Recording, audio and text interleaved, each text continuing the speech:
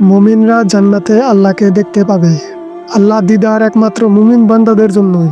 কাফেররা এই নিয়ামত থেকে বঞ্চিত হবে। আখেরাতে আল্লাহর সাক্ষাতে কোরআন অসংখ্য হাদিসের আয়াত ও বাণী রয়েছে। এটা আহলিল সুন্নাত ও জামাত সর্বদার স্বীকৃত মত। আল্লাহ তাআলা পবিত্র কুরআনে বলছেন, সেদিন কিছু মুখমণ্ডল হবে হাস্যোজ্জ্বল তাদের রবকে দেখার কারণে।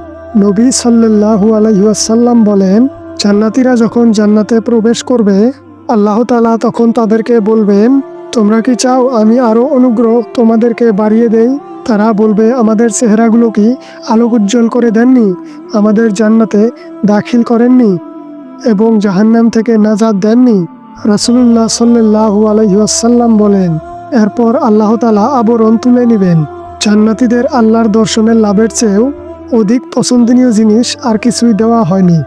অন্য একটি হাদিসে আবু হুরায়রা রাদিয়াল্লাহু আনহুর থেকে বর্ণিত, একদিন কয়েকজন লোক বলল, হে আল্লাহর রাসূল, কিয়ামতের দিন আমরা কি আমাদের প্রতিপালককে দেখতে পাবো? তিনি উত্তরে বললেন, সূর্যের নিচে যখন কোনো মেঘ থাকে না, তখন কি তোমাদের সূর্য দেখতে কোনো ধরনের অসুবিধা হয়? না হে আল্লাহর রাসূল। তিনি বললেন, পূর্ণিমার চাঁদ যদি মেঘের আড়ালে না থাকে, তবে তা কি তোমাদের দেখতে কোনো ধরনের অসুবিধা হয়? তারা বললেন, না হে আল্লাহর রাসূল। তিনি বললেন, তখন কিয়ামতের দিন আল্লাহ তাআলার তোমরা ওই রূপ দেখতে পাবে